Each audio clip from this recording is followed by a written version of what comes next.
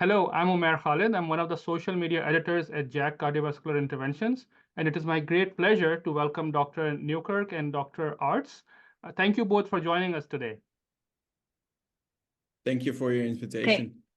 Of course. It's a So great today we are pleasure. very excited to feature your manuscript in our social media section, which is titled Bleeding in Patients Undergoing Transfemoral Transcatheter Aortic Valve Replacement with Incidence, Trends, Clinical Outcomes, and Predictors.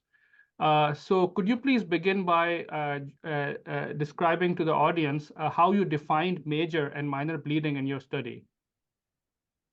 Yeah, so thank you for your question, of course. Thank you for this great invitation. Let me start that for this study, we focused on all overt bleeding events that occurred within the first 30 days after transfemoral TAVR. So we excluded patients that underwent non-transfemoral TAVR. And all these overt bleeding, they were found by either physical examination and or diagnostic testing. And then all local research teams that consisted of very high experienced investigators, they adjudicated those bleeding events in accordance with the definitions of the second Valve Academic Research Consortium. And they stated in 2012 very clear definitions for bleeding events. And those classifications by the VARC2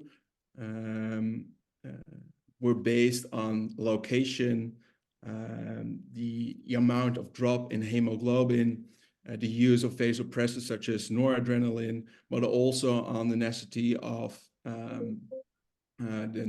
of surgical intervention or either percutaneous interventions. And so all these bleeding events, they were either defined as minor, which is only a bleeding event of clinical mentioning. And if they did not fulfill these criteria, they were classified as major bleeding in our cohort. So that was so we, in general, in summary, we use the definition of the second Valve Academic Research Consortium for our study. Yeah. Perfect. That really helps answer my question. Thank you so much for that explanation. So on that note, in terms of outcomes, what percentage of the patients in that large cohort had major and minor bleeding? And if you could briefly mention the independent predictors of bleeding in the analysis. Yeah, well, 6.6% of patients that underwent TAVR had a major bleeding. And because we have a very large cohort, more than 20,000 patients are included in this cohort. So it equals 1,500 patients that had a major bleeding. Well, luckily, we saw that the rate of major bleeding decreased from 11% in the first years of the study, 2007, to only 5.5% in 2022. We had some independent risk factors for major bleeding. At first, women were at higher risk, patients with a lower body mass index, so they were underweight, and patients who had pre-existing peripheral vascular disease. But also, we saw the patients who had dual antiplatelet therapy before the TAVR procedure, they had 1.4-fold higher risk for a 30-day major bleeding. Yeah, we also saw an additional 4.7% of patients had a minor bleeding, and this did not decrease over the years from the study period. Okay, perfect. Thank you for your answer, Dr. Newkirk. And then finally, how did the presence of major and minor bleeding influence the 30-day and 1-year mortality in your analysis?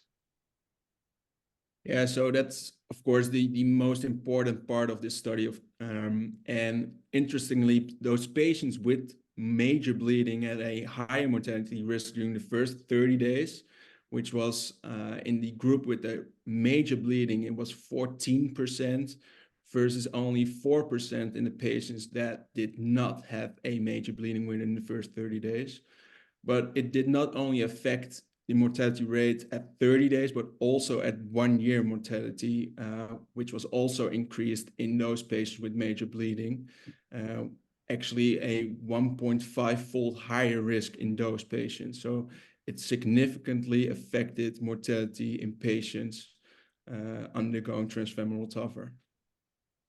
Perfect. No, that's actually a very important point you made. Now with this data, we know who are the patients who are at increased bleeding risk, so we can take that into consideration when we're having the risk versus benefit analysis for these patients while undergoing TAVR, and then it strongly influences mortality. So that's very important to know.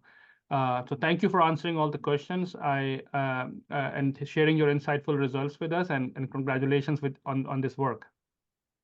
Thank you. Great invitation. Thank you so much.